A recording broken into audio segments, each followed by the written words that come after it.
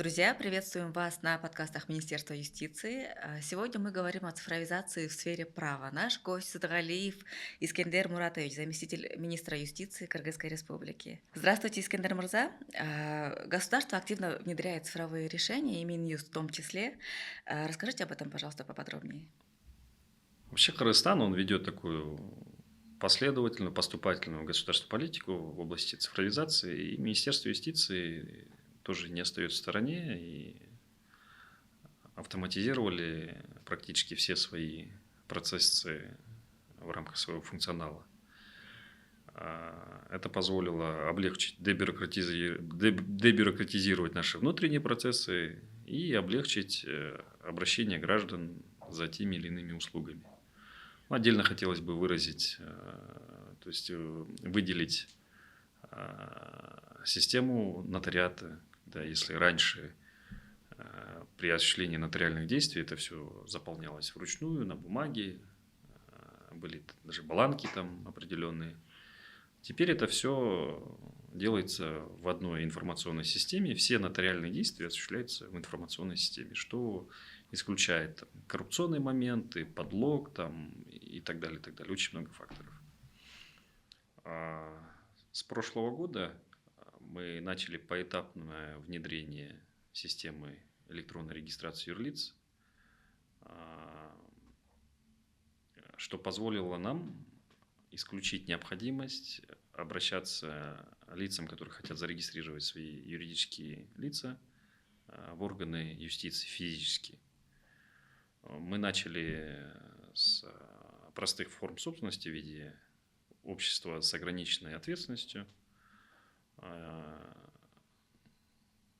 Пилот показал себя хорошо, и поэтому мы расширили организационно-правовые формы. Это вот теперь закрытое акционерное общество, открытое акционерное общество и так далее. Теперь вот эти юридические лица, чтобы их зарегистрировать, мы полностью отказались, кстати, от необходимости посещения органов юстиции. Теперь для регистрации юридического лица необходимо собрать необходимый пакет документов, зайти на портал Министерства юстиции, подать документы, прикрепить их, подписать электронной подписью и ждать в установленные законом сроки. А как вы думаете, какой эффект это будет для экономики Кыргызстана, либо для самих предпринимателей, возможно, кроме экономии времени, допустим, может быть, еще какие-то плюшки будут для предпринимателей и в целом для экономики Кыргызстана? С точки зрения экономики я не могу сказать, поскольку я не экономист, но я предполагаю, что создание условий для создания бизнеса, то есть благоприятных условий для открытия бизнеса, это все очень должно хорошо сказываться на экономической составляющей. Я думаю, это хорошо и для тех, которые в дальних регионах находятся, да, для того, чтобы легализовать свои какие-то бизнес, какое-то предприятие. Даже если это Коломерчу, например, да, он решил выйти на рынок, ему нужно легализоваться как-то. В том отношении, что бизнес должен развиваться или развивается в регионах, мы также скоро перейдем и на онлайн регистрацию фермерских хозяйств, там, крестьянских хозяйств там, и так далее. Это все тоже должно, какой-то будет эффект и для бизнеса в регионах, и в целом экономики. То есть постепенно, шаг за шагом, да? Еще одна инициатива — система электронного наблюдения. Как она работает, какую цель преследует? И еще вот как раз-таки последние, по-моему, 2 месяца назад, да, вышел закон о том, что с помощью электронного наблюдения будем защищать жертв семейного насилия. Можете об этом, пожалуйста, тоже рассказать поподробнее? В прошлом году были инициированы поправки в уголовно-процессуальное законодательство, где была внедрена новелла в уголовное законодательство и введена мера пресечения в виде электронного наблюдения. ну, мы все привыкли к классическим мерам пресечения, то есть когда лицу подозреваемому избирают меру пресечения, мы, как правило, избирали домашний арест, Мгм. подписку о невыезде. В прошлом году вступили поправки в уголовное законодательство, согласно которым в меру пресечения добавлена новелла, новая мера пресечения в виде электронного наблюдения, ну, либо содержания под стражей. И вот инициатива Минюста была поддержана парламентом и нашим президентом. С прошлого года, с июня месяца мы запустили эту инициативу в реализацию. Тем лицам, которые раньше в преобладающем большинстве случаев содержались под стражей и приобщались к вот этой культуре, вы понимаете, о чем я, да? Да. Теперь у них есть возможность не изолироваться от общества, а до решения суда, до вступления приговора в установленном порядке в законную силу находиться на свободе. Но при этом то есть имеются определенные ограничения. Это какие? Следователь, прокурор, либо судья, когда при избрании ему меры пресечения в виде электронного наблюдения определяет ему границы, за которые он не может выходить. То есть там условно ему назначили меру пресечения там, в виде электронного наблюдения, но он не должен покидать условно административно-территориальную единицу, ну, например, город Бишкек, либо там Октябрьский район, условно я говорю. И наше структурное подразделение, которое ответственно за мониторинг, у нас, как вам известно, есть мониторинговый центр, где наши сотрудники 24/7 мониторят за каждым клиентом, то есть не клиентом, а за каждым подследственным, которому избраны вот эта мера пресечения. Там выбирается режим простой, интенсивный, и он должен, например, вот я сейчас про Face ID говорю, там два инструмента есть отслеживания. Это электронный браслет, когда ему на руку надевается электронный браслет. Наши ребята также смотрят за ним 24/7. И есть мобильное приложение, которое устанавливается ему на мобильный телефон. Ну, если у него есть возможность, если у него есть мобильный телефон, ему устанавливается это приложение, и он там в течение дневного, то есть там, условно с 8 утра до 10 вечера в рандомном порядке ему приходит пуш-уведомление, он должен себя сфотографировать, повертеть вот так вот головой и подтвердить, что он находится рядом с телефоном. И наши браслеты и телефон, они исключают стигматизацию, там абсолютно, и не поймешь, они выглядят там как Apple Watch, да, как Apple Watch. Вот, и у меня есть статистика, сейчас покажу. Значит, с момента функционирования деятельности управления мониторинга, вот Минюстом в прошлом году было создано целое подразделение. С июня месяца 2024 года по настоящее время вынесено 631 постановление об избрании меры пресечения в виде электронного наблюдения. То есть, это вот, грубо говоря, 630 человек не приобщились к вот этой... К тюремной жизни, да? К вот этой, так скажем, романтике, да? Да.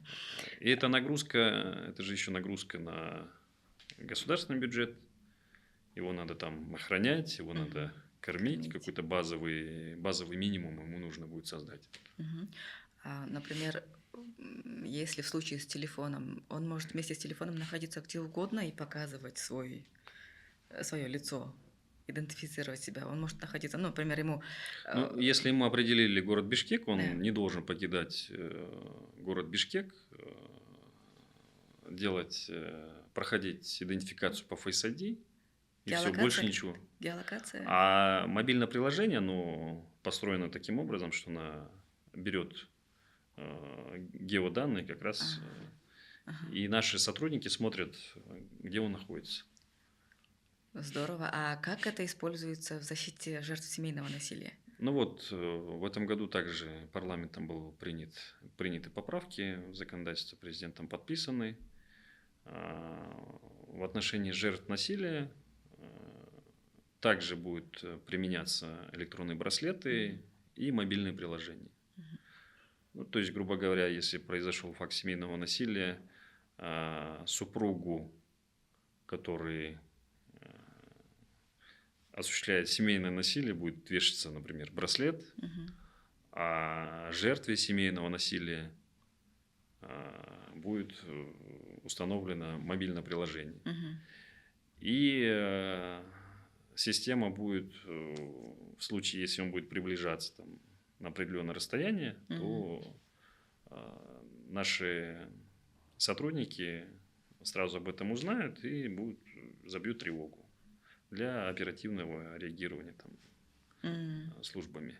То есть Либо если жена будет обижать мужа, ну и такие случаи, кстати, тоже есть.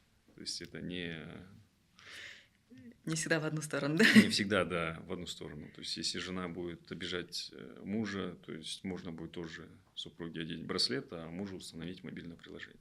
Да, интересно. В Казахстане приняли, кстати, закон о сталкерстве. Возможно, у нас тоже это будет в будущем, чтобы и сталкерам тоже не позволять Приближаться. да, приближаться к объекту, да.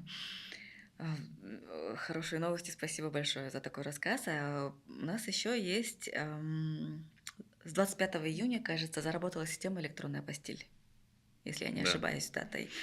Это облегчило, наверное, жизнь большинства студентов, которые уезжают, и в целом людей, да. Что вы можете об этом рассказать? Что интересного в этой сфере? Ну вот как раз в этом году, летом, мы разработали новую информационную систему «Электронная постель». Спасибо, отдельную благодарность, признательность хотел бы выразить ребятам из госучреждения УХУП при Генеральной прокуратуре. Они на наш запрос очень быстро отреагировали и помогли нам создать эту систему. Грубо говоря, если раньше для проставления апостиля, ну что такое апостиль, наверное, ну я вкратце постараюсь объяснить, Мгм. например. Апостиль проставляется на документы, выданные нашими государственными органами. Например, вот вы сказали про студента. Студенту нужно будет проставить апостиль на своем документе о высшем образовании или там о школьном образовании, ну, чтобы поступить в какой-то зарубежный вуз. Министерство юстиции проставляет этот апостиль на физическом носителе, то есть вот, ну, на дипломе, там, то есть на копии диплома, и говорит о том, что да, этот документ был выдан в установленном порядке, и, ну, грубо говоря, мы его заверяем. Вот раньше, чтобы получить этот документ, необходимо было прийти в органы юстиции, там простоять определенное время в очереди, а теперь ему опять нужно просто зайти на портал Минюста, загрузить свой документ, прикрепить его. Там выходит QR-код, оплатить сгенерированный QR-код, оплатить за услугу, там госпошлина и так далее. И подождать. И через некоторое время уже проставленный апостиль выдаются в электронной форме. Вот здесь вопрос, да, не все же страны настолько цифровизированы. Если человек едет в какую-то страну, где цифровизация еще не развита, и они как бы привыкли к печатям, подписям, в таких случаях что делать? Но это документ уже установленного образца, и мы все участники Венской конвенции, и там эти вещи, они прописаны. То есть, ну, Кыргызстан одна из многих стран, которые автоматизировал этот процесс. Я думаю, что это единичный такой, возможно, случай. Если честно, я об этом даже и не задумывался. Хорошо, спасибо. Недавно, да, Министерство юстиции выпустило новости о том, что ЦБД обновляется. ЦБД обновляется, теперь он Мейзам KG, пока в тестовом режиме. А, ну, многие слышали о нем, многие, но мне кажется, это мое личное мнение, что им больше пользуются юристы и, возможно, журналисты, чтобы искать какие-то новости в законодательстве.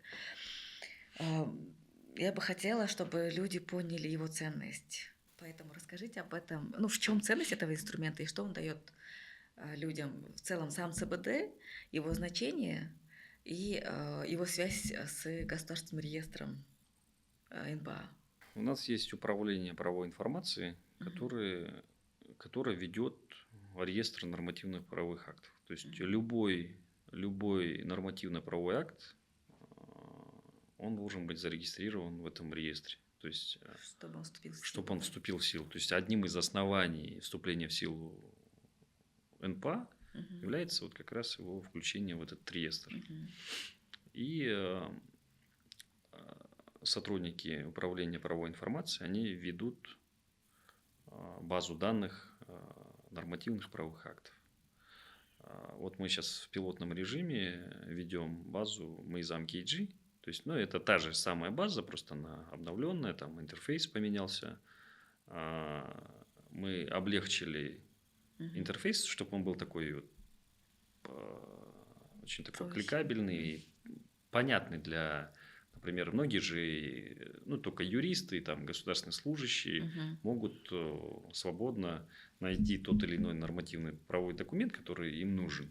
В ЦБД так и было, довольно Да. сложно было найти, да. А мы сделали функционал таким образом, ну, грубо говоря, если там вот мы поделили, если вы видели, мы поделили Да. прям на сферы, Мгм. там, например, там, уголовное законодательство, то есть и когда ты кликаешь, то там выходит, например, уголовное законодательство, там экономические Мгм. какие-то вопросы, там, я не знаю,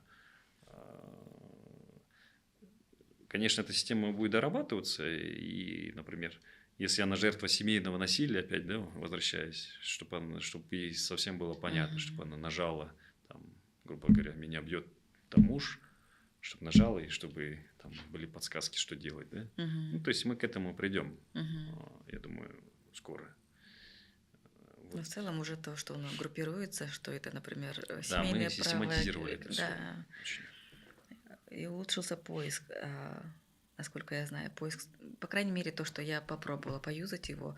Раньше в том старом ЦБД довольно сложно было найти какие-то документы. Да, можно было, но для этого нужно было знать какую-то терминологию. А сейчас он стал Да, он намного был легче. сложнее с Да. точки зрения поиска. Эти вещи мы оптимизировали, и сейчас, конечно, легче стало искать. Ну Мгм. и многие, сами не осознавая, они пользуются нашей базой. То есть, например, многие ищут документы, они не заходят прямо на сайт Минюста, то есть Мгм. базу ЦБД, Мгм. они забивают в Google, и Google выдает им ссылки. Они... Я знаю, что в рамках цифровизации сферы права еще и в рамках дебюрократизации Министерство юстиции инициировало цифровизацию судебных процессов. А, Расскажите об этом. Да, мы в рамках дебюрократизации, значит, инициировали поправки в уголовное процессуальное законодательство, где ввели институт обязательной аудио-видеофиксации судебных заседаний в Мгм. уголовном судопроизводстве. Мы считаем, что это позволит дисциплинировать участников процесса, защитить также участников процесса, Мгм. там, всякого рода моментов. Вот. И очень важный момент, что отсутствие, теперь это в законе прям прописано, что отсутствие аудио-видеофиксации будет являться основанием для отмены либо пересмотра судебного решения. То есть это довольно очень такие серьезные меры, которые говорят о том, что Мгм. государство ведет, опять же, такую последовательную, поступательную политику в области создания таких, да, условий Мгм. для повышения прозрачности судебной системы в целом. Кроме этого, еще онлайн-трансляция судебных заседаний. Да, это тоже очень интересная такая инициатива. Этим же законом были внесены поправки, как раз ввели институт онлайн-трансляции. Мгм. Ну, там же опять онлайн-трансляции, они не обязательны, как аудио-видеофиксация, но они, с согласия участников процесса, они могут транслироваться там на определенных порталах. Ну, неважно, может быть и YouTube, может быть там на госканалах там это будет Это прям делаться. открытые, да? Прям Прям открытые, открытые, да. да. Мгм. Ну, там за исключением случаев, связанных там есть Государственная тайна. Всё-таки, да. гостайна, Мгм. там вопросы, связанные с половой неприкосновенностью, ну, чтобы это не стало достоянием общественности. Мгм. Вот не знаю, захотите вы ответить на этот вопрос или нет. Было ли в судебной системе было ли какое-то сопротивление? Ну, прям такого сопротивления не было, но были, конечно, со стороны судебной системы некоторые опасения Мгм. о практической реализации данного закона, потому что Мгм. практическая реализация закона подразумевает, это же оборудовать нужно все Да. залы, там должны быть сервера, это все должно храниться, причем храниться должно долго. Мгм. Нужно будет в каждый судебный зал там ставить свои станции по записи, По всему либо это Кыргызстану. централизованное хранение. То есть, ну, это вот вопрос уже больше компетенции Мгм. судебного департамента при Мгм. Верховном суде. Но в целом вот такие опасения, конечно, были. Мгм. Но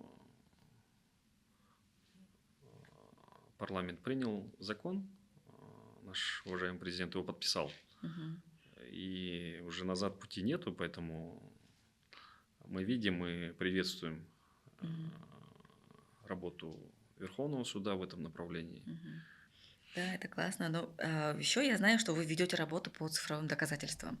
Хотя информации у меня об этом полностью нет, но хотелось бы от вас услышать.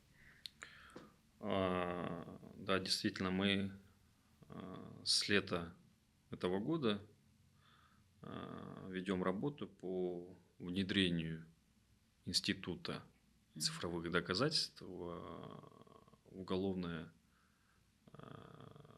в уголовное законодательство. Что это цифровое доказательство? Все думают, что цифровые доказательства это вот, ну, многие обыватели простые думают, что это вот какой-то скриншот, Видеозапись, скриншот. скриншот там с телефона, WhatsApp там, и так далее. Но в эпоху, когда по всему миру растут преступления, связанные там, с цифровой средой, там, Мгм. киберпреступления, очень много мошенников, криптовалюта и так далее, мы должны вовремя на это реагировать. Реагировать должны путем принятия соответствующих нормативных правовых актов. Мгм. Вот как раз мы ведем работу над приданием юридической силы цифровым доказательствам путем внесения изменений в Уголовный кодекс, в Уголовно-процессуальный кодекс. Это электронные следы, которые оставляет злоумышленник. Их нужно правильно изъять, Мгм. процессуально оформить и провести экспертизу на те или иные цифровые электронные доказательства. Мгм. Это те же самые метаданные, например. Любой злоумышленник, пользуясь каким-нибудь мессенджером, Мгм. он может оставлять какие-то метаданные, которые могут быть изъяты и Мгм. каким-то образом его изобличить. Мгм. Чтобы с этим работать и чтобы правильно с ними обращаться, вот как раз мы вводим вот этот институт. Мгм. Для нас эта тема очень новая. Мы сейчас как раз на таком этапе, когда мы уже понимаем, куда мы движемся, Мгм. уже у нас есть такой драфт Мгм. документ. А мы готовы к этому? В целом, наше МВД, наша страна. Ну, потом будет в процессе имплементации закона будут обучение для прокуроров, следователей, будут написаны методички, пособия, по которым вот они будут работать. А в целом вопрос не то, что мы готовы, мы уже давно должны были этот институт вести, потому что вот у нас есть вот этот пробел в законодательстве, где мы... Можете ли вы сказать что-нибудь, не знаю, либо пожелания, может быть, либо свои выводы, либо что-то от себя нашим слушателям? Вот касательно дебюрократизация, то есть одним из элементов дебюрократизации тут как раз и цифровизация своих процессов. Главный элемент. Я думаю, что один из главных элементов, как раз если мы хотим облегчить и себе жизнь, то есть для сотрудников госорганов и для граждан, то есть, ну, наверное, ничего лучше не придумали, как оцифровать эти процессы, автоматизировать процессы и облегчить жизнь тем самым. Что вас мотивирует? Мотивирует, я думаю, что, наверное, это результат. Ну, когда ты видишь, грубо говоря, утром ты посеял, а вечером ты видишь результат работы, что что-то вот, оказывается, ты не зря ты вот сегодня поработал там в поте лица. Вот, я думаю, ничего лучше так больше не мотивирует, чем результат. Ну, бывает, когда там руки опускаются, что вот что-то делаешь, а вот что-то не получается. Но ты меняешь тактику и опять приходишь заново утром на работу, и с новой тактикой ты начинаешь работать. Работая на государственной службе, будучи заместителем министра юстиции, да, вся ваша работа заключается в том, чтобы облегчать жизнь населению, в том числе молодежи. Скажите, пожалуйста, ваши пожелания. Ну, я хотел бы пожелать молодым людям, которые поступают на государственную службу, не рассматривать государственную службу как источник наживы или улучшения своих каких-то там материального состояния. То есть это не то место, где можно обогащаться. Спасибо, Искандер Муратович. Спасибо.